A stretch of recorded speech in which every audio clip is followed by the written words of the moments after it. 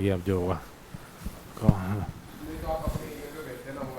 वो तो मैं अपलोड कर दूंगा ग्रुप में, वैसे अपलोड हो जाती है कि जरूर सुना है।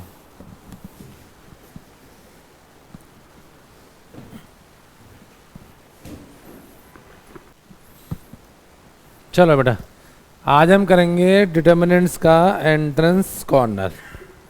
कुछ चीज़ें जो हम लोगों ने सीबीएसई में ऑलरेडी की थी स्कूल में, उसको पहले एक बार डिस्कस कर लेते हैं और उसी आगे कंटिन्यू करेंगे।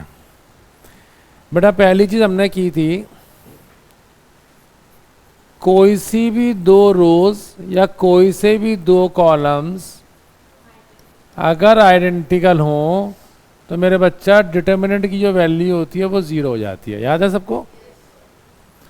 बेटा दूसरी प्रॉपर्टी हमने की थी, कोई सी भी रो या कॉलम 0 0 0 हो जाए तो डिटर्मिनेंट की वैल्यू 0 हो जाती है। हम उसी के थ्रू खोल लेंगे और बात हमारी ख़त्म हो जाएगी, राइट। बेटा तीसरी चीज़ जो हमने इसमें की थी, अगर हम किसी भी दो रोज को या कॉलम्स को इंटरचेंज कर दें, क्या कर दें? इंटरचेंज कर दें बेटा, तो डिटर्मिनेंट जो है वो नेगेटिव हो जाता है। इस बात को याद रखना। जैसे R1 और R2 को इंटरचेंज करूं तो बाहर माइनस का साइन आ जाएगा, R2 और R3 को चेंज करूं तो माइनस का साइन आ जाएगा। लेकिन अगर R1 और R3 को इंटरचेंज करूं, मतलब गैप मार के, तो माइनस साइन नहीं आएगा। आप इसको लिख सकते हो कॉन्जिक्यूटिव रोज या कॉलम्स मेरे बच्चा। बेटा चौथी चीज जो हमने लास्ट वीडियो में की थी वो हम लोगों ने की थी स्प्लिटिंग ऑफ डिटर्मिनेंट्स।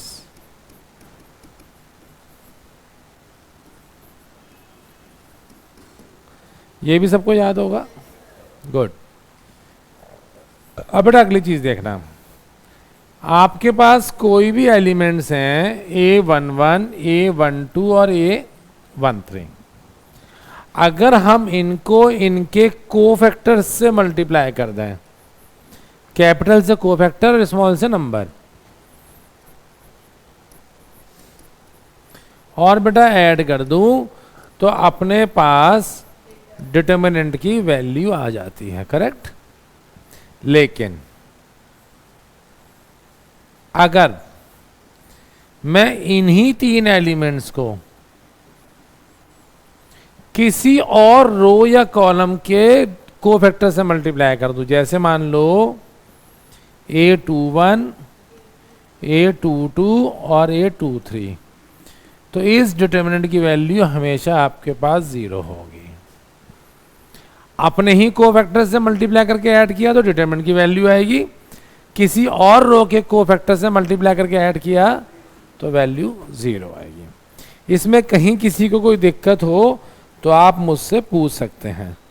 मेरे ख्याल से बहुत आसान है बेटा, है ना? ठीक है। अगली चीज बेटा एक और, अगर मैं रोज और कॉलम को इंटरचेंज कर दूं, मतलब एक तरह से ट्रांसपोज निकाल दूं, ये होता ना, तो डिटर्मिनेंट की वैल्यू चेंज नहीं होती। तो डिटर्मिनेंट A जो है मेरे बच्चों, वो डिटर्मिनेंट A ही रहेगा, कुछ और सोचने की जरूरत नहीं है।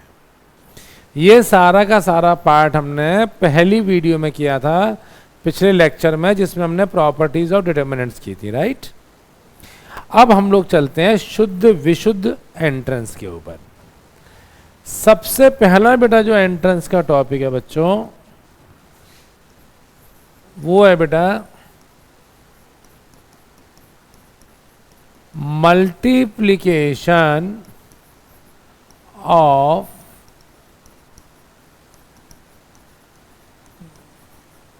डिटर्मिनेंट्स। मल्टीप्लिकेशन डिटर्मिनेंट्स क्या कहता है? मान लीजिए हमने कहा 1 2 3 4 मल्टीप्लाइड बाय 5 6 7 9। आप सबको मैट्रिक्स का मल्टीप्लिकेशन तो आता होगा, कैसे करते थे बेटा हम लोग? फर्स्ट रो को फर्स्ट कॉलम से, यही करते थे। जब भी डिटरमिनेंट्स को मल्टीप्लाई करोगे तो फर्स्ट रो से मल्टीप्लाई होगी, कॉलम से मल्टीप्लाई नहीं होगी। एग्जाम्पल के तौर पे इसका ऑर्डर 2/2, इसका भी 2/2, तो जो आंसर आएगा वो भी 2/2।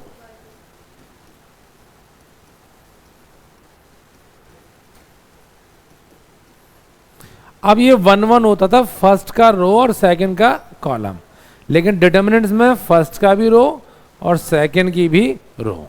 That is 1 × 5 plus 2 × 6। 1 2 का मतलब फर्स्ट रो दूसरी रो है ना, तो कितना हो गया बेटा? 7, शाबाश, गुड।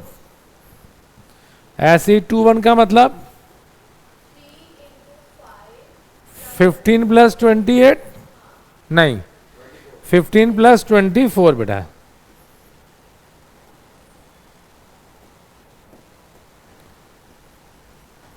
अब बेटा ये कितना हो जाएगा मेरे पास? तो बेटा फाइनल आंसर बेटा क्या आ गया मेरे पास?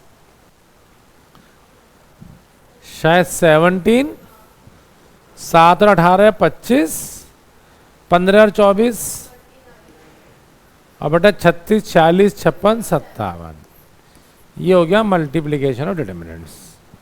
अब आपने एक बात नहीं सोची कि इतना मेहनत करने की बजाय हम इसका डिटरमिनेंट निकाल लेते, इसका डिटरमिनेंट निकाल लेते और दोनों को आपस में मल्टीप्लाई कर देते हैं। कोई बात नहीं, लेकिन मल्टीप्लिकेशन का प्रोसेस हमें आना चाहिए।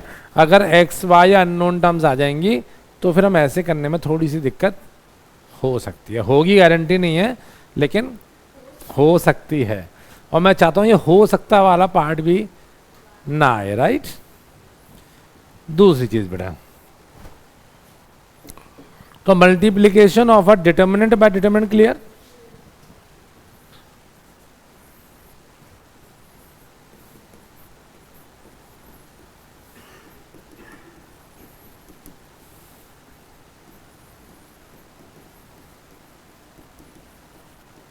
बेटा डिफरेंशिएटिंग अ डिटरमिनेंट, जब भी किसी डिटरमिनेंट को डिफरेंशिएट करना हो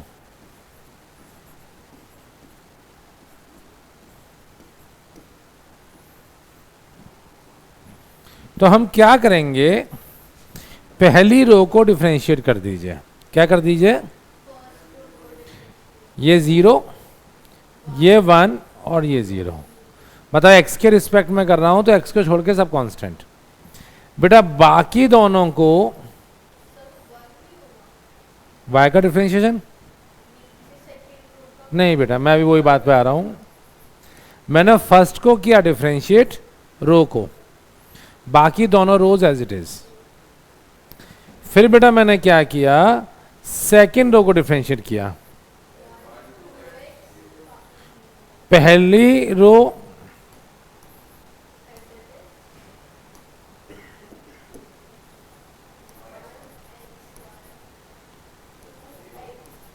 एज इट इज, प्लस बेटा मैंने क्या किया?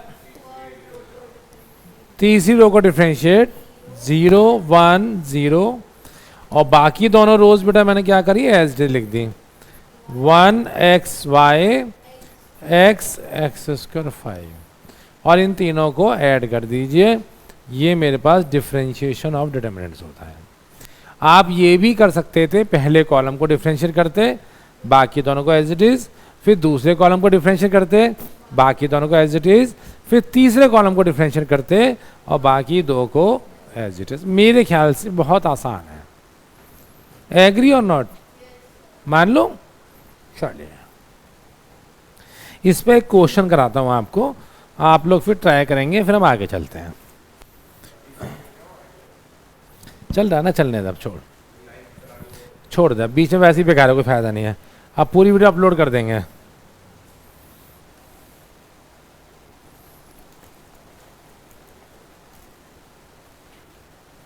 देखो बेटा, एग्जाम्पल लिया, हमसे किसी ने कहा delta 1 x b b a x b a और एक्स, राइट।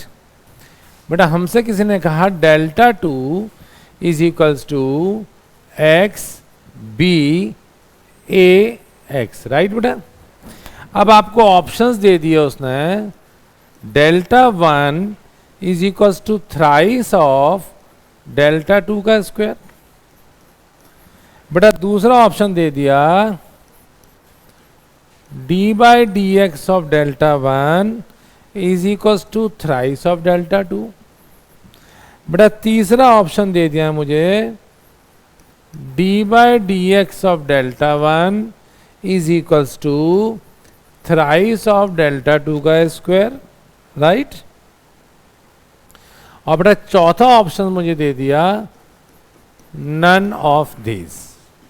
अब मुझे बताइए इस क्वेश्चन को हम कैसे सॉल्व कर सकते हैं।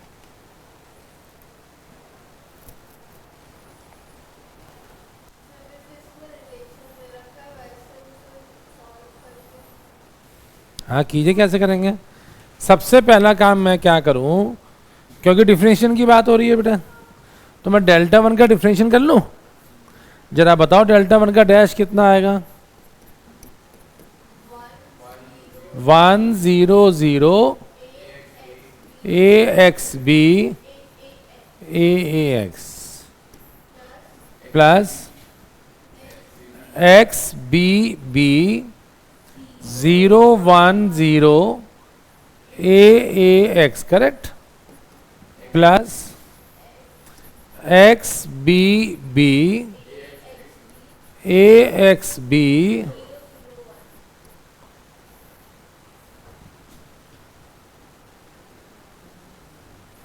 करेक्ट। अब बेटा अगर इसको मैं खोलूं तो इसके रिस्पेक्ट में खोल सकता हूं, क्या बचेगा 1 into x b a x. बेटा इसको इसके रिस्पेक्ट में खोल दूं तो 1 into x b a x, और बेटा इसके रिस्पेक्ट में खोल दूं तो 1 into x b a x. क्या ये thrice of x b a x हो गया, मतलब थ्राइस ऑफ डेल्टा 2 हो गया। बी मेरे पास करेक्ट आंसर। आप समझ रहे डिफरेंशियल का मतलब, कोई मुश्किल काम तो नहीं है, पक्का। आप कहें तो देखिए, अब इसमें हम लोग एक क्वेश्चन और करके देखते हैं, राइट। बता अभी समझ लो, कभी भी ऑप्शन में डिफरेंशियल का जिक्र आ जाए तो आप डिफरेंशिएट तो मार के उसको देख ही लेना मेरे बच्चों। अब मान लीजिए हमने क्वेश्चन आपको दिया, बल्कि टॉपिक भी हम ले ही लेते हैं, लिमिट्स ऑफ डिटर्मिनेंट्स। क्या है बेटा, मतलब मेरे बच्चों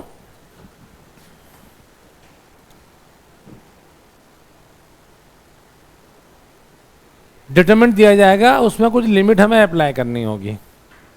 कोई मुश्किल काम नहीं है, बहुत आसान है। आप पहले डिटरमिनेंट को सॉल्व कर लीजिए और फिर उसमें जैसे नॉर्मल लिमिट लगाते हैं वैसे लिमिट लगा दीजिए।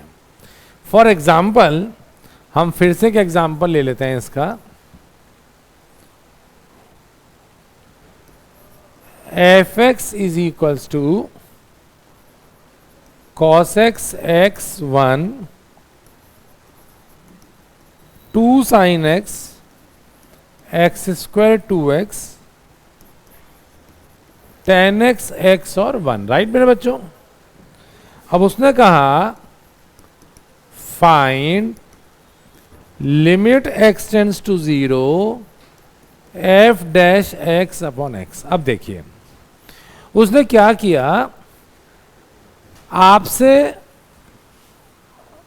डिटरमिनेंट भी पूछ लिया, एफ डैश एक्स का मतलब डेरिवेटिव भी पूछ लिया,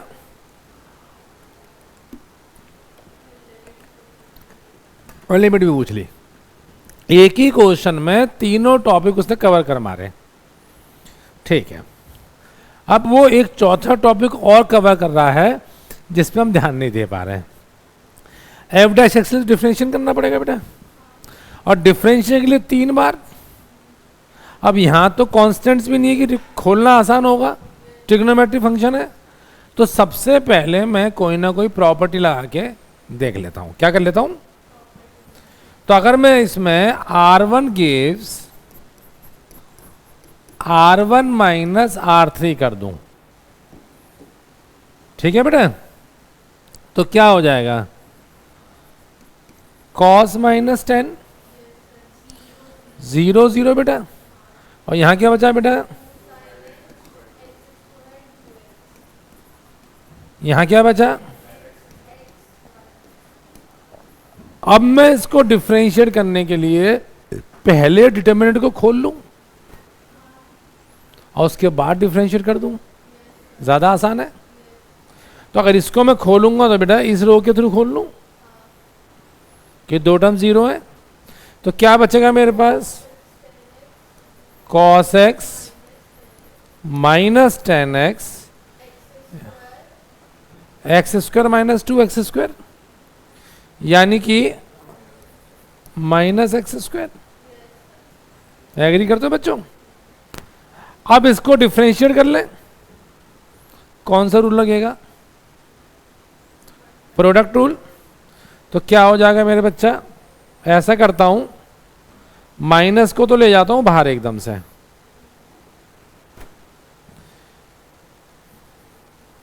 cos x 10x into 2x, right, plus x square into minus का साइन x, ये एफ डैश एक्स आ गया बेटा, होल अपॉन, अगर मैं चाहूं तो एक x को कॉमन लेके काट दूं। अब मेरे पास क्या बचा बेटा?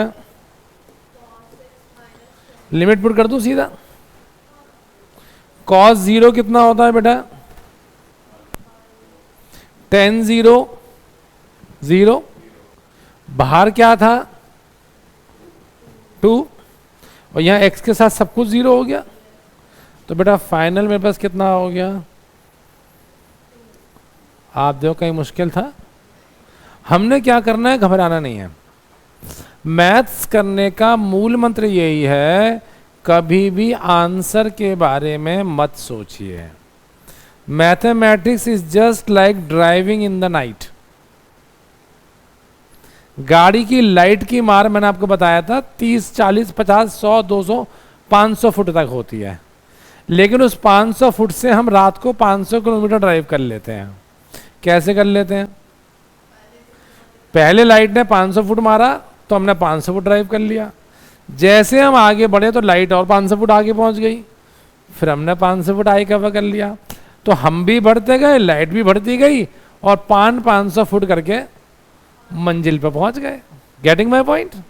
यही चीज मैथ्स में, आंसर की मत सोचिए, अपना मॉरल हाई रखने के लिए जो चीज आती है उस स्टेप को सॉल्व कर दीजिए।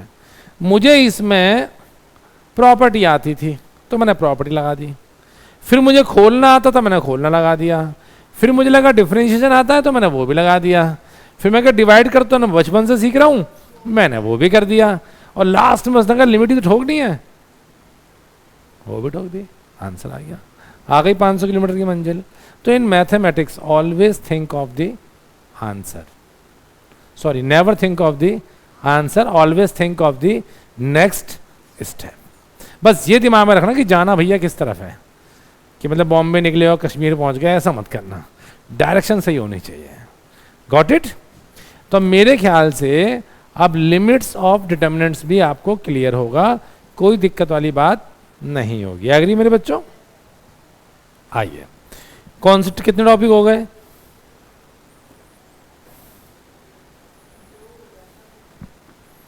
दो हो गए।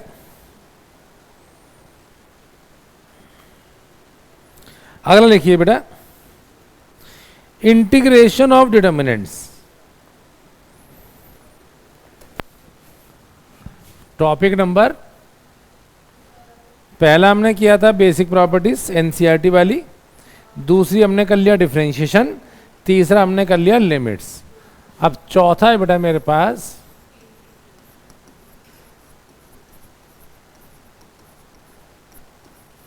अब बेटा मेरी बात ध्यान से समझने की कोशिश करेंगे। जैसे डिफरेंशिएशन का प्रोसेस होता है ऐसे इंटीग्रेशन का कोई भी प्रोसेस अपने पास नहीं है। आप नॉर्मल इंटीग्रेट कीजिए, नॉर्मल, और उसको सॉल्व कर लीजिए, जो फंक्शन है उसको इंटीग्रेट कर दीजिए। लेकिन यहां जो आपको क्वेश्चन आएगा वो आएगा डेफिनेट इंटीग्रेशन की प्रॉपर्टीज का क्वेश्चन। क्या आएगा? 99% वही आएगा।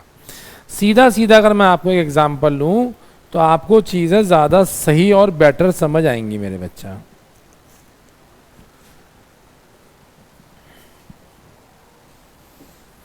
वो बेटा आपको कहेगा f x is equals to x cube cos square x twice of x की power 4 tan 5x 1 sec square x sine cube x x की पावर 4 और 5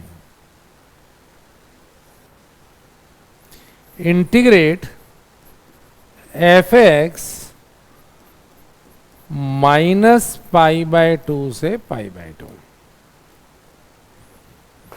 इंटीग्रेशन आप सब लोगों ने मेरे साथ कर ही रखा है। अब बेटा इसको सिंप्लीफाई करना और फिर इंटीग्रेट करना, जिंदगी बीत जाएगी करते करते। यस, तो मैंने कहा डेफिनेट के जितने भी क्वेश्चंस आएंगे वो प्रॉपर्टी वाले आएंगे। अब आप देखो -a से लेकर a तक एक प्रॉपर्टी की थी हमने। यस, कौन सी की थी? इवन और ऑड। अगर फंक्शन ऑड होता था तो आंसर 0 और फंक्शन इवन होता था तो ट्वाइस ऑफ 0 से a।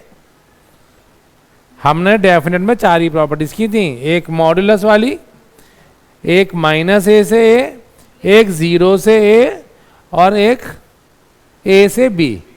याद आया? बेटे पढ़ नहीं रहे हो। चलो अब -a से a में सिर्फ इवन और ऑड देखते थे, और इवन ऑड कैसे देखते थे? x की जगह -x पुट कर देते थे, अगर माइनस बाहर आता था तो ऑड। यस, और ऑड होता तो आंसर, और इवन होता था तो गॉट इट? नहीं आई बात समझ? अब सुनिएगा मेरी बात। अगर यह x की जगह -x पुट कर दूं, इस फंक्शन में x की जगह -x पुट कर दूं तो ये टर्म नेगेटिव होगी, u तो ऐसी रहेगी, u भी चेंज ना होने वाली, ये नेगेटिव, ये दोनों सेम, ये नेगेटिव, ये दोनों सेम। अगर इस पूरे डिटरमिनेंट के पहले कॉलम में से माइनस कॉमन ले लूं,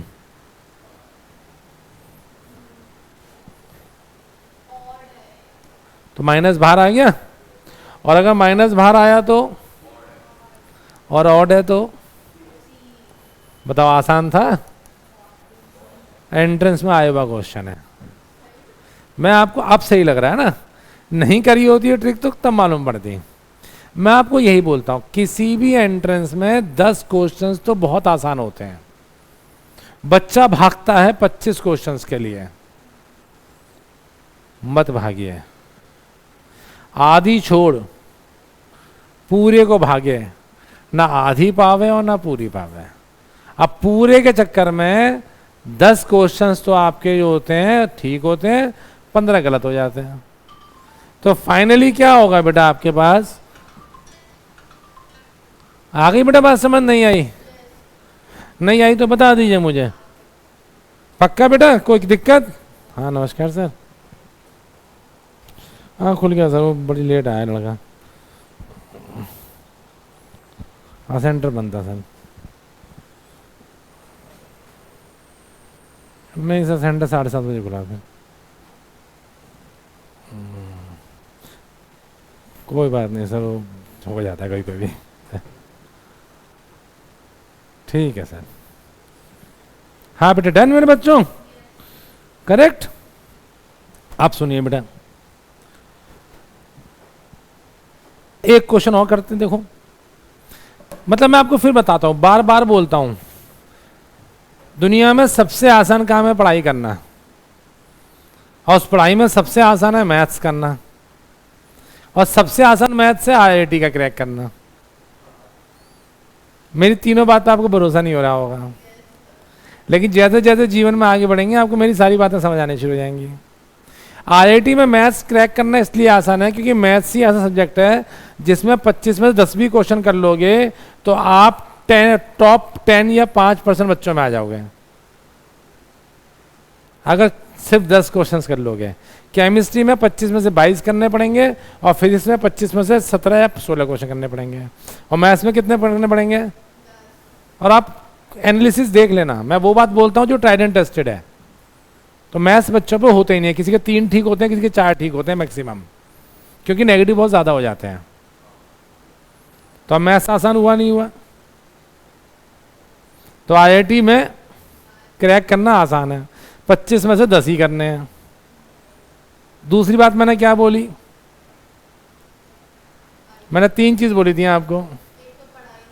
लाइफ में सबसे आसान काम है पढ़ाई करना, दूसरा काम, और तीसरा काम आईआईटी क्रैक करना। तो आईआईटी क्रैक करना क्यों आसान है मैंने आपको बता दी।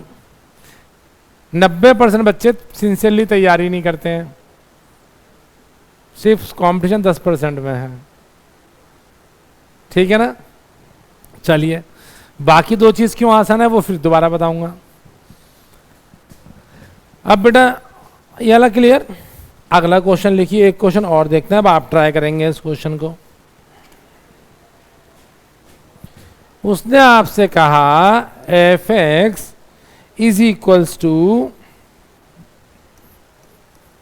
एक्स क्यूब साइन एक्स 1 और 2, इसको इंटीग्रेट करना है माइनस ए से लेकर ए तक।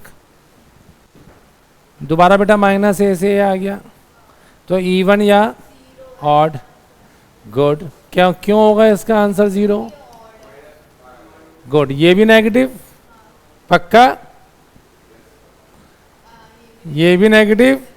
अब मुझे बताओ इवन है या ऑड है? आ गई बात समझ? तो 0 नहीं होगा, तो हमें इसके लिए क्या करना पड़ेगा? ट्वाइस ऑफ 0 से लेकर a तक minus 2x cube plus sine x D x. अब बेटा इसका इंटीग्रेशन आता है अपने को? पक्का? इसका भी इंटीग्रेशन आता है। तो आप देखो जहां उसने इवन दिया, क्वेश्चन भी ऐसा दिया जिसका इंटीग्रेशन बहुत आसान था। Getting my point? तो अब इंटीग्रेशन ऑफ डिटर्मिनेंट्स भी क्लियर है। किसी बच्चे को 1% भी डाउट हो तो बेटा बता दो मुझे।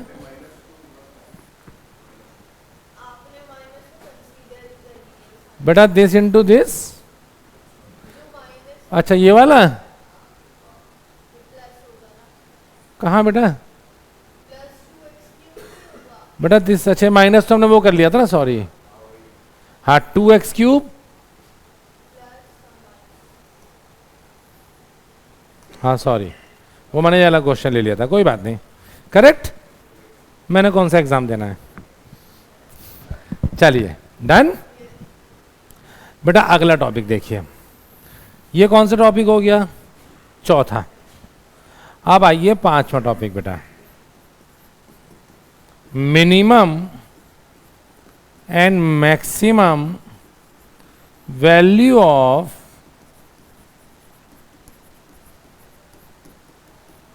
डिटर्मिनेंट। अब सुनिए मेरी बात, उसने कहा भैया 3 एलिमेंट्स यूज करने हैं 1 2 3 और 3/3 ऑर्डर का डिटरमिनेंट बनाना है। कितने ऑर्डर का? ऐसे कितने डिटरमिनेंट बनेंगे पता है आपको?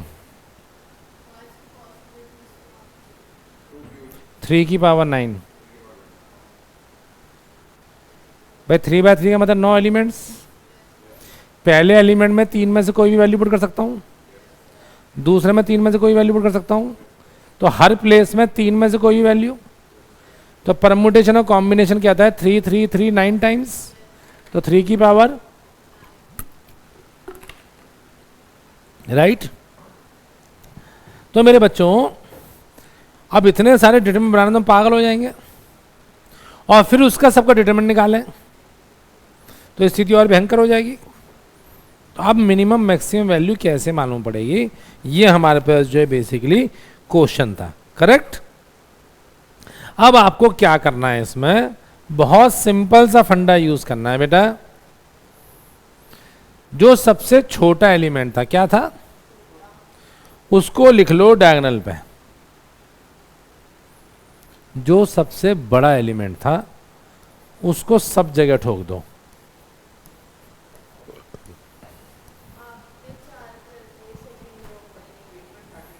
ये लो, हमारे घर की चीज है, थोड़ा प्लेस भी सही कर देते हैं। क्या किया मैंने? सबसे छोटे को लिखा डायगोनल पे और बाकी सबको लिखा सबसे बड़े पे। बीच वाले की इस दुनिया में कोई जगह नहीं है। अगर आप बहुत गरीब हैं तो हर सरकार आपके बारे में सोचेगी, हर आदमी की सहानुभूति आपसे होगी, गरीब आदमी है।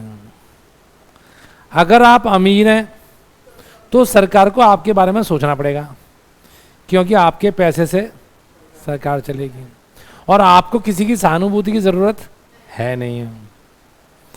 तो आइदर अमीर और गरीब।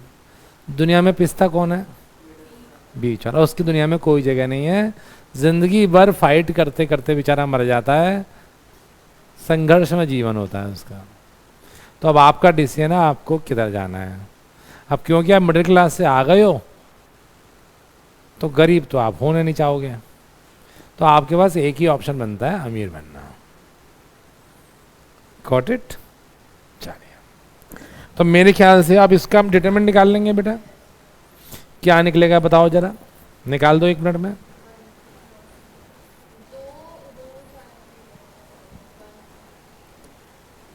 आइडेंटिकल कोई नहीं है बेटा, निकालो डिटरमिनेंट निकालो फटाफट, 1 मिनट लगेगा।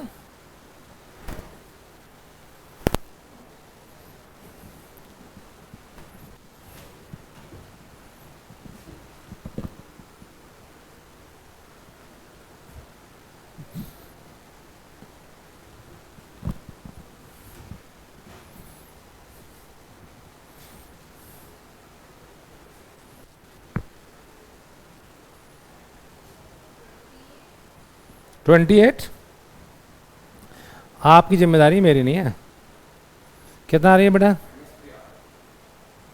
अबे यार, यहाँ भी ऐसा करोगे?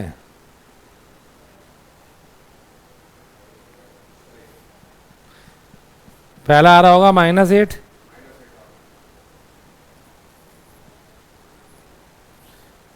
तीसरा आ रहा होगा, दूसरा आ रहा होगा -3 इंटू -6। बेटा 3 1 जा 3 -9 -6 और -3 + 18, और तीसरा आ रहा होगा 3 3 9 -6 9 -3 6 3 इंटू 6 18।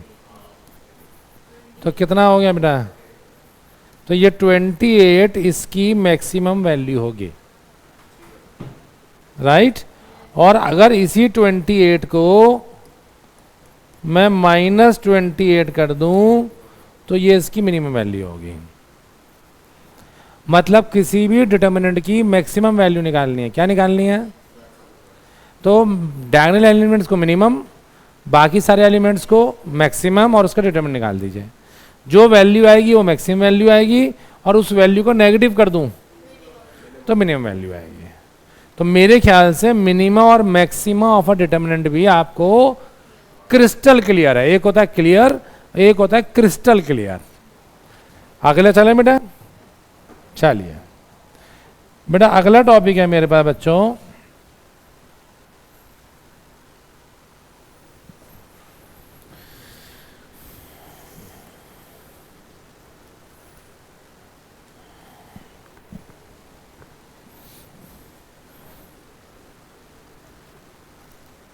Cyclic determinant. छोटी छोटी चीजें हैं, बहुत काम आएंगी, इस बात को ध्यान रखना।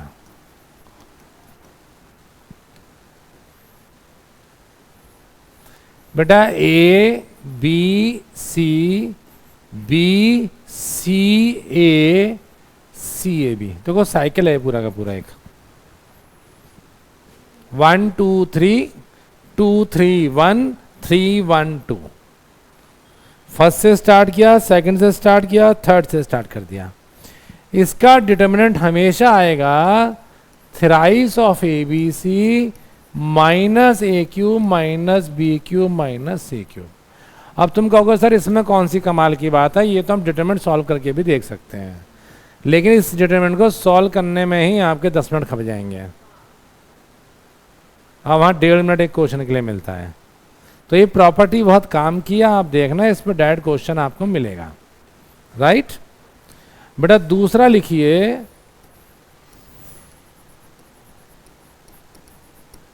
Symmetric determinant.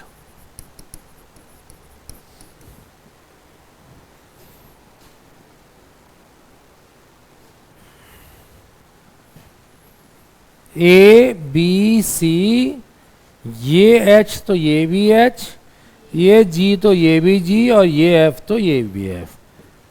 जैसे सिमेट्रिक मैट्रिक्स था वैसे ही सिमेट्रिक डिटर्मिनेंट है। लेकिन मैं ऐसा क्यों करा रहा हूं, इसका भी फॉर्मूला आप याद कर लीजिएगा, a b c plus twice of f g h minus a f square minus b g square minus c h square. बहुत काम आएगा, फिर बता रहा हूं।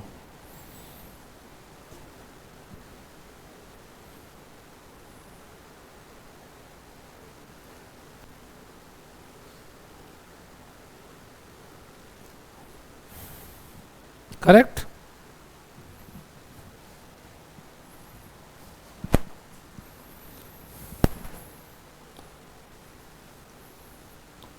आठवां टॉपिक, बहुत ध्यान से समझना। हमसे किसी ने कहा x x square 1 1 x x square x x 1 equals to a x की power 4 plus b x cube plus c x plus d, right. उसने कहा find the value of d. पहला केस उसने क्या कहा, ऐसे बहुत क्वेश्चन मिलेंगे आपको। दूसरा कहेगा a plus b plus c plus d. बेटा तीसरा वो आपसे कहेगा 4a प्लस 3b प्लस सी। उसकी श्रद्धा है भाई, वो कुछ भी पूछ सकता है, वो बादशाह आदमी है। इस टाइम तो आपको प्रूव करना है भाई, हम आपके सामने सही से इसको परफॉर्म कर सकते हैं, हमें आईआईटी में एडमिशन दे दीजिए प्लीज़, हम इस लायक हैं। इसके अलावा कोई थॉट नहीं आना चाहिए। उसका काम है क्वेश्चन पूछना और हमारा काम है आंसर देना। तो बेटा बहुत आसान तरीका है। जब जब मुसीबत आए तो आदर्श सर को याद कीजिए और एएस मेथड को अप्लाई कीजिए। एएस मेथड मतलब आदर्श सर मेथड। इसमें बेटा हम लोग क्या करेंगे, एक सेकंड बेटा, हाँ कुछ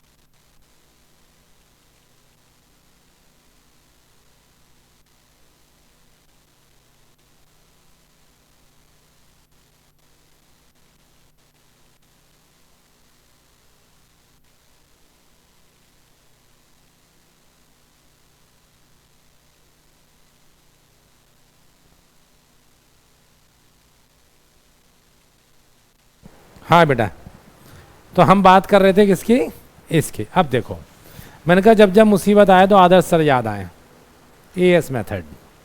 मुझे एक बात बताओ, अगर यहां मैं x की वैल्यू 0 पुट कर दूं तो मात्र d बचेगा। अगर अपन यहां 0 पुट करेंगे तो यहां भी 0 होना चाहिए। तो आप दोनों तरफ x की वैल्यू को 0 पुट कर दो, क्या बचेगा बेटा, 0 0 1 1 0 0 0 0 1। अब मैं इसके थ्रू खोल लूं तो 1 इंटू 0, तो d की वैल्यू कितनी आ गई, लॉलीपॉप है, नहीं है तो बता दीजिए। दूसरा उसने पूछा a plus b plus c plus d. भैया अगर x की वैल्यू को 1 पुट कर दें, x की वैल्यू को 1 पुट कर दें तो क्या आ जाएगा, प्लस डी। भाई x को अगर 1 पुट कर दूं तो सब जगह बेटा 1 1 पुट कर दूं, आसान था। तीसरा उसने क्या पूछा, अब आप देखो अगर इसको मैं डिफरेंशिएट करूं बेटा, 4ax cube 3b x square plus c, और इसमें x की वैल्यू 1 पुट कर दूं,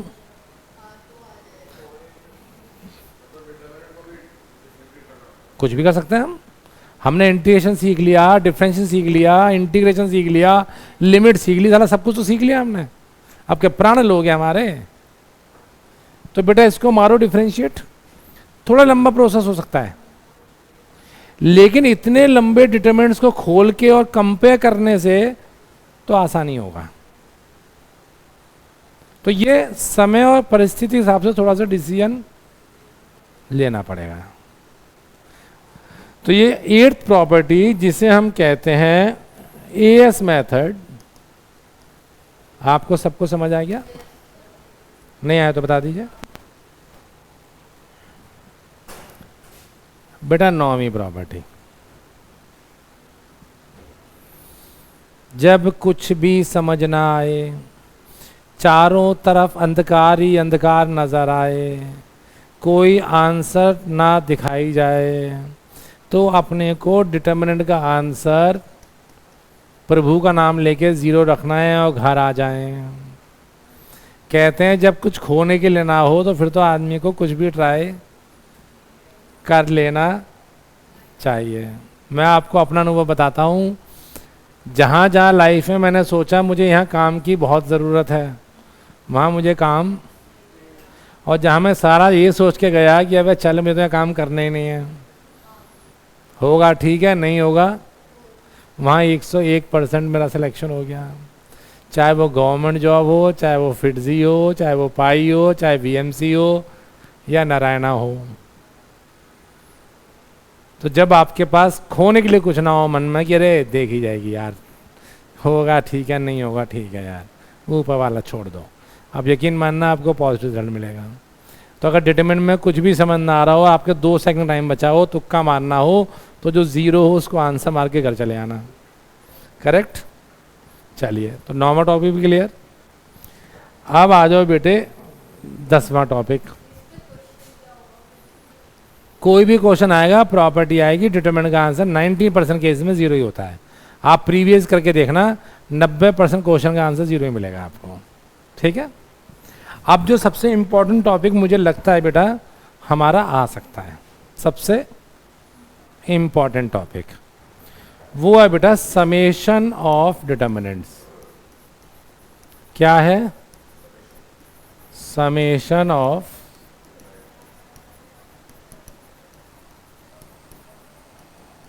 डिटरमिनेंट्स। ये समेशन ऑफ डिटरमिनेंट्स मेरे पास क्या है, वो आपको एक क्वेश्चन देगा। हम इसकी शुरुआत सीधा सीधा क्वेश्चन से करते हैं बेटा।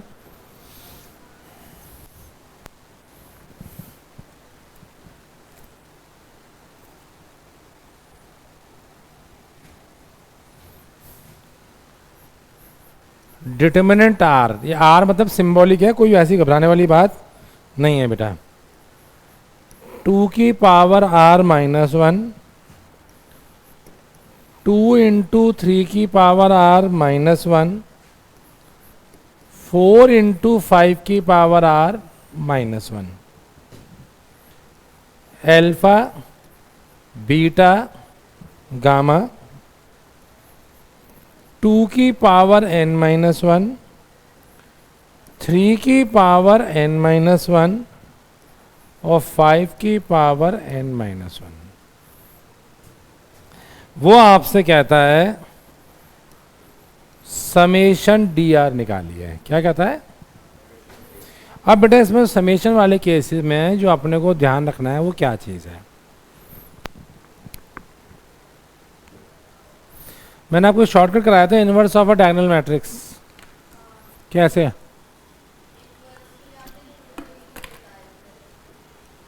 मैंने एक ही तरीका बताया था, डायगोनल एलिमेंट्स का रेसिप्रोकल कर दीजिए। अगर कभी भी डायगोनल मैट्रिक्स का इनवर्स निकालना हो तो डायगोनल एलिमेंट्स का रेसिप्रोकल कर दीजिए। पुराना पढ़ो बेटा, मैं आपको सही बता रहा हूँ। मैं कहता हूँ मैथ्स आसान है, लेकिन maths need regular revision and practice. ठीक, अब सुनिए बेटा, हमें समेशन करना था डी आर का, जहां आर की वैल्यू उसने हमसे कह दी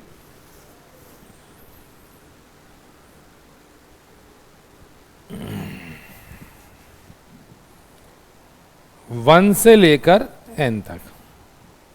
तो हम सिर्फ उसी रो या कॉलम को पकड़ेंगे जिसमें आर की टर्म्स हैं, बाकी किसी से हम छेड़म खानी नहीं करेंगे।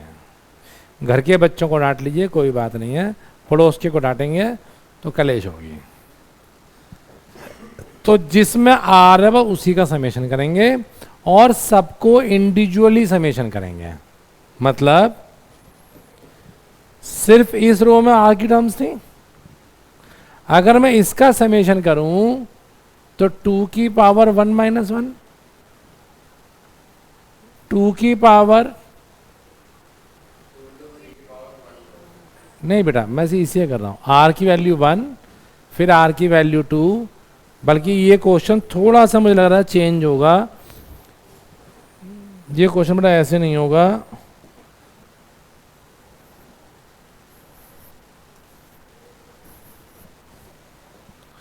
ये यहां 1 होगा बेटा। ठीक है,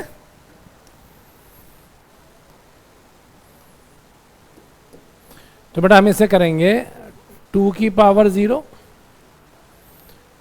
2 की पावर 1, 2 की पावर 2 अप टू 2 की power sum of n terms of a GP हो गया n minus 1, sum of n terms of a GP हो गया। क्या फॉर्मूला होता है? a r की power n minus 1 upon r minus 1। Agree? अगर बेटा मैं इसको सॉल्व करूं, करेक्ट? नहीं, 3 राइट, 3 की पावर 0, 3 की पावर 1, 3 की पावर 2, 3 की पावर 3। रुको, हमने ये भी शायद गलत किया है।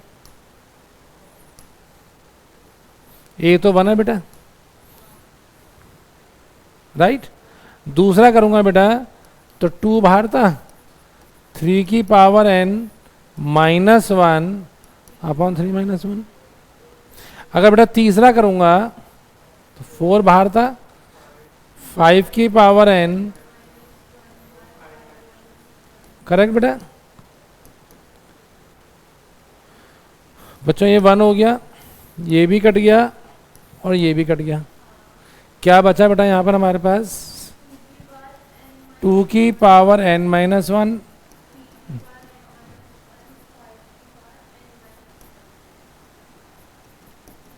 दोनों सेम हो गए बेटा। और जब दो रोज या कॉलम्स आइडेंटिकल होते हैं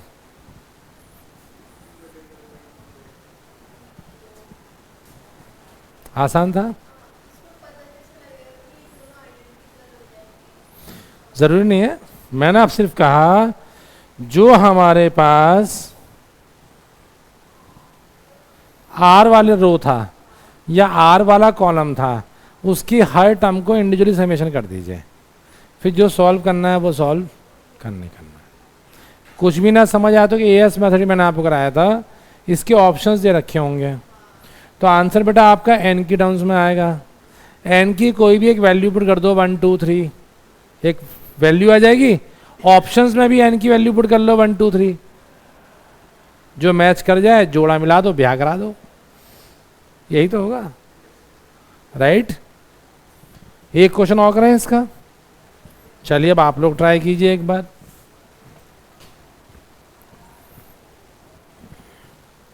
वो कहता है u of k equals to 1 k और k, यहां कहता है 2n k square plus k plus 1 k square plus k, यहां कहता है 2n माइनस 1 k स्क्वायर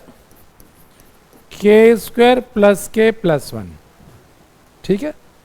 वो आपको ये भी कहता है समेशन un जहां n की वैल्यू 1 से लेकर k तक है is equal to 72 find k।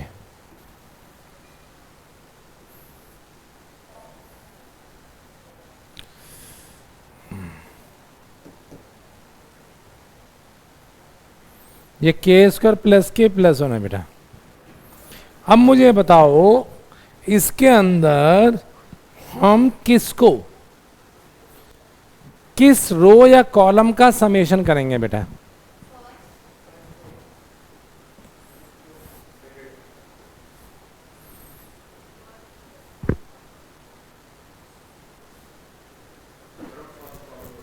First column करेंगे। क्यों करेंगे? एन, और एन किस में था? फर्स्ट कॉलम में। जरा करो तीनों का समेशन क्या आता है एक बार।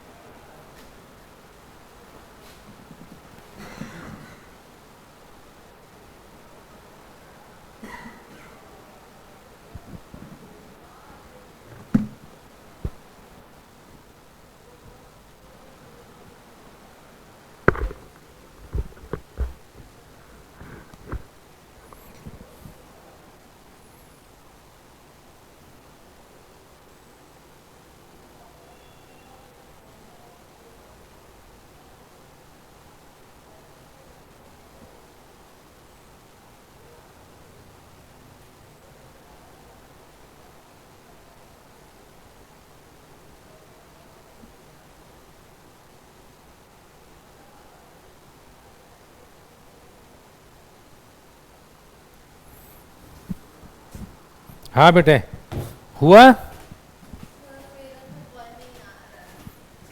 क्या समेशन? अच्छा,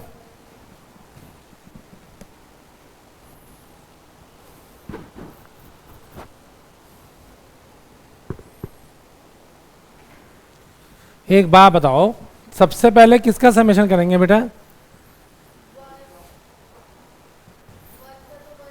नहीं, समेशन वन का मतलब 1 + 1 + 1 + 1 अप टू कहां तक?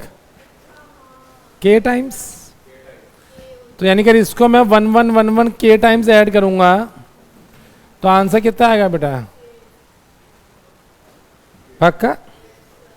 जब इसको ऐड करूंगा तो ये आएगा, पहला तो आ गया 1 + 1 + 1 अप टू के टाइम्स, दूसरा आ गया बेटा 2 × 1 + 2 + 3 अप टू के, यानी कि ये हो गया sum of first n natural numbers. क्या फॉर्मूला होता है? n × n + 1/2। तो मेरे बेटा ये आ गया k² + के।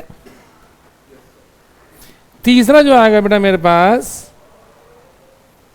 पहली टर्म आएगी 2 - 1, फिर आएगी 2 × 2 = 4 - 1, फिर आएगी 2 × 3 = पहला 1 आएगा ना। अरे कोई बात नहीं, नाराज क्यों रहो यार। फिर अगला एपी बन गया बेटा। एपी का सम ऑफ n टर्म्स कितना होता है? n/2 2a + n - 1 × d। बेटा 2 से 2 कट गया मेरे बच्चा, क्या बचा? 2n से 2n भी कट गया, n नहीं k लूंगा। क्यों लूंगा? 1 से ले k तक है, टोटल टर्म्स k है, 1 से लेकर k तक। अब मुझे बताओ, ये समझ आ गया? आई क्या बचा? ये क्या था? k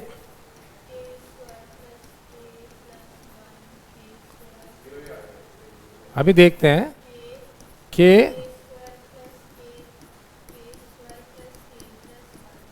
बेटा इसमें से इसको माइनस कर दूं तो क्या आएगा? अच्छा, 0 यहां,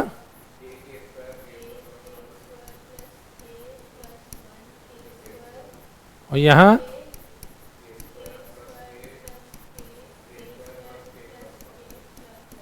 अब बेटा इसके थ्रू खोल दूं तो ये आएगा -1। अब ये आ गया हमारे पास प्लस माइनस प्लस माइनस, तो प्लस हो गया। क्या आएगा? This into this. कितना हो गया बेटा? -k³ बेटा इज इक्वल्स टू बेटा k³ से k³ कट गया बेटा, k कॉमन ले लूं 72 मेरे ख्याल से 8 × 9। मैं क्वाड्रेटिक सॉल्व नहीं करता, देखो मैं यहां भी बचत करता हूं। लेफ्ट हैंड साइड पे 2 कॉन्जिक्यूटिव थी तो राइट भी 2 कॉन्जिक्यूटिव होंगी, तो फाइनली मेरे पास क्या आ गया बेटा?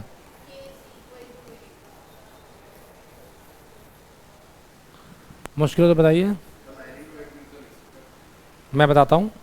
यहां छोटा बड़ा था, यहां भी छोटा बड़ा करा।